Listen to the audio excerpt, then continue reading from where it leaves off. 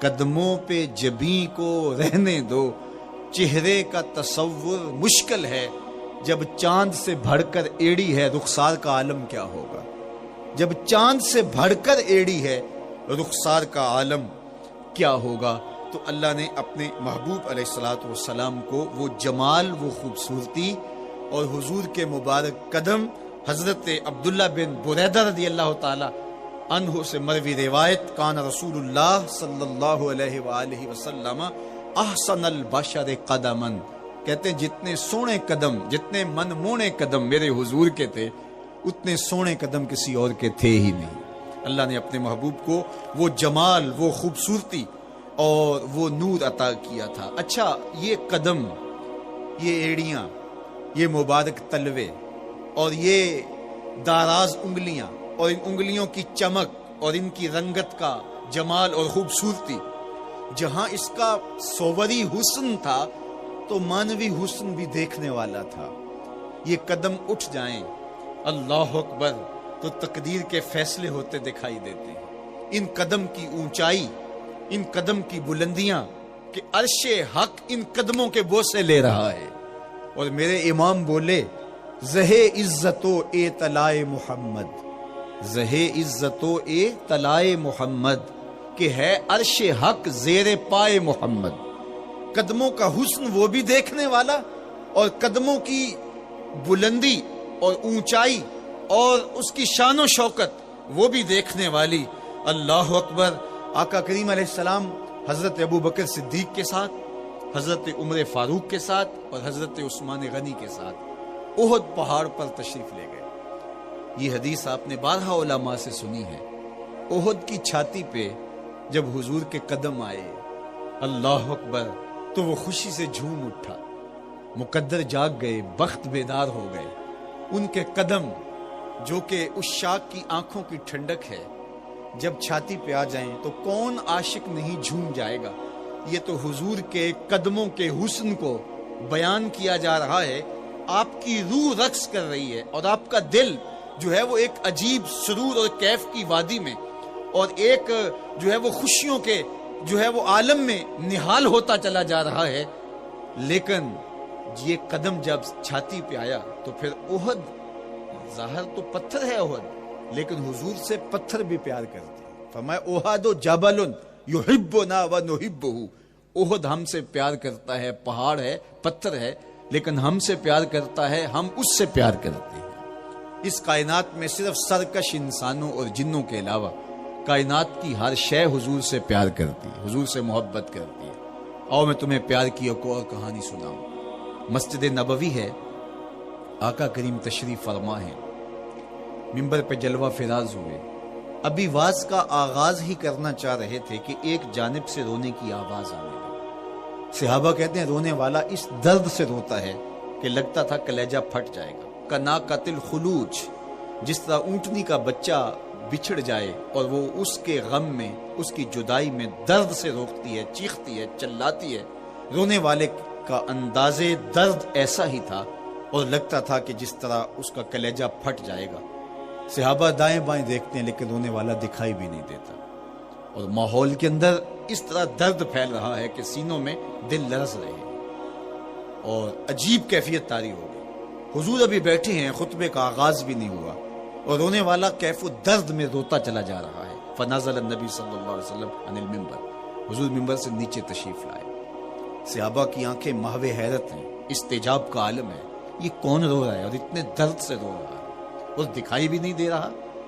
آقا کریم منبر سے نیچے جلوہ فراز ہوئے، ایک سمت بڑھے، کھجور کا خشک تنا پڑا تھا۔ آج پہلا دن تھا کہ منبر حضور علیہ السلام کے لیے بچھایا گیا، ورنہ یہ خشک تنا دیوار کے ساتھ جو ہے وہ رکھا گیا تھا اور حضور اس کے ساتھ ٹیک لگا کر کے واز کیا کرتے تھے۔ جب منبر بن گیا تو اس کو اٹھا کر کے اب اس کی ضرورت نہیں رہی، ایک کونے میں ڈال دیا گیا۔ اب جو ہی حضور منبر پہ تشریف فرما ہوئے تو اس خشک تنے کا کلیجہ لرز اٹھا اور وہ ایسے روتا تھا جس طرح اونٹنی کا بچہ بچھڑ جائے اور وہ روتی ہے، اس طرح وہ خشک تنا رو رہا تھا۔ اس تنے ہنانا در ہجر رسول، زار می نالت چو ارباب عقول، جس طرح عقل والے، جس طرح جو ہے وہ فہم و ادراک رکھنے والے لوگ روتے ہیں درد سے، وہ رو رہا تھا۔ آقا کریم علیہ السلام اس کے پاس گئے اور اس کو اپنی آغوش میں سمیٹ لیا۔ بچھڑا ہوا بچہ جب اپنی ماں کو ملے تو اس کی ہچکیاں بن جاتی ہیں، اس کی گھگی بن جاتی ہے، تو یہی کیفیت اس کی ہو گئی، اور آقا کریم اپنا دستے رحمت اس کے اوپر پھیرتے چلے جاتے ہیں۔ بتدریج اس کی سسکیاں، اس کے رونے کی آواز کم ہوتی چلی جا رہی ہے۔ آہستہ آہستہ وہ خاموش ہو گیا۔ حضور پھر دوبارہ تشریف لائے اور منبر پہ خطبہ دینے سے قبل صحابہ کی آنکھوں میں استعجاب کا عالم دیکھا، حیرت کی فراوانی دیکھی۔ فرمایا کہ تم جو سوال کرنا چاہ رہے ہو، جو تمہاری آنکھوں میں پوشیدہ سوال ہے، میں اس کو اچھی طرح جانتا ہوں۔ لو لم افعل ہاکذا لحن الی یوم القیامہ، اگر میں منبر سے اتر کے اپنے عاشق زار کو یوں تسلی نہ دیتا، یہ قیامت تک یوں ہی روتا ہی رہتا۔ حضرت محمد بن سیرین رضی اللہ تعالیٰ عنہ کہا کرتے تھے کہ حضور کی محبت میں ایک خشک تنا بھی زار و زار روئے تو جس کے سینے کے اندر محبت بھرا دل ہے تو وہ حضور کے عشق میں آنسو کیوں نہیں بہائے گا؟ حضور کی یاد میں اس کی آنکھیں آنسو کا خراج کیوں نہیں دیں گی؟ تو وہ خشک تنا حضور کی محبت میں رو رہا ہے۔ اب ہے یہ پتھر، لیکن میرے حضور فرماتے ہیں کہ یہ پہاڑ مجھ سے پیار کرتا ہے اور میں اس سے پیار کرتا ہوں۔ اب حضور اپنے اس محب کے گھر تشریف لے گئے اور اس کی چھاتی پہ قدم رکھا تو وہ خوشی سے جھوم اٹھا۔ فضاربا برجلہ، اپنا مبارک پاؤں زور سے مارا۔ فقال اسبت احد فانما علیک نبی و صدیق و شہیدان، فرمایا احد ٹھہر جا، تیرے اوپر اللہ کا ایک نبی ہے، ایک صدیق ہے، 2 شہید ہیں۔ تو حضور کی مبارک ایڑی کے لگنے کی دیر تھی، حضور کے قدم کی ضرب کی دیر تھی کہ اس کا زلزلہ تھم گیا۔ میرے امام بولے ایک ٹھوکر سے احد کا زلزلہ جاتا رہا، ایک ٹھوکر سے احد کا زلزلہ جاتا رہا، رکھتی ہیں کتنا وقار اللہ اکبر ایڑیاں۔ زلزلہ آ گیا اس کے اوپر، وہ جھومنے لگا، لیکن حضور نے اپنا مبارک قدم مارا اور وہ ٹھہر گیا۔ اللہ اکبر۔ تو یہ پہاڑ آج بھی اس شاخ جب شہر مدینہ میں حاضر ہوتے ہیں تو وہ احد پہ تو ضرور جاتے ہیں، حضرت امیر حمزہ کے مزار پہ حاضری دینے کے لیے اور اس جبل احد کو دیکھنے کے لیے۔ اور یقین جانیے گا جبل احد کو جب ہم دیکھتے ہیں تو عجیب کیفیات میں ڈوب جاتے ہیں۔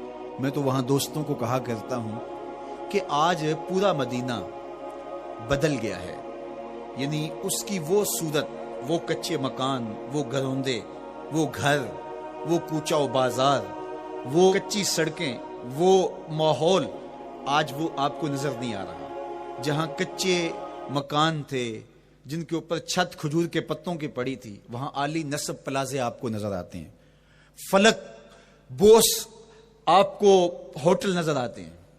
وہ کچی سڑکیں آج آپ کو وہاں دکھائی نہیں دیتی، وہاں تارکول کی بچھی ہوئی سڑکیں دکھائی دیتی ہیں، خوبصورت پتھر لگے ہوئے آپ کو نظر آتے ہیں، وہ ممیاتی ہوئی بکریاں، وہ جگالی کرتے ہوئے اونٹ آج آپ کو وہاں دکھائی نہیں دیتے، وہ ماحول آپ کو نظر نہیں آتا۔ تو پرانا مدینہ اگر ڈھونڈنے نکلے بھی تو ظاہر ہے اگرچہ ان پختہ اور خوبصورت عمارتوں کے اندر بھی عکس جمال محمد کا پڑ رہا ہے، لیکن وہ پرانا دور اگر آپ تلاش کرنا چاہیں تو وہ آپ کو وہ چیزیں نہیں ملتی۔ لیکن جب آپ احد پہ جاتے ہیں تو میں دوستوں کو کہتا ہوں اس احد کو جی بھر کے دیکھ لو، اس پہ ڈائریکٹ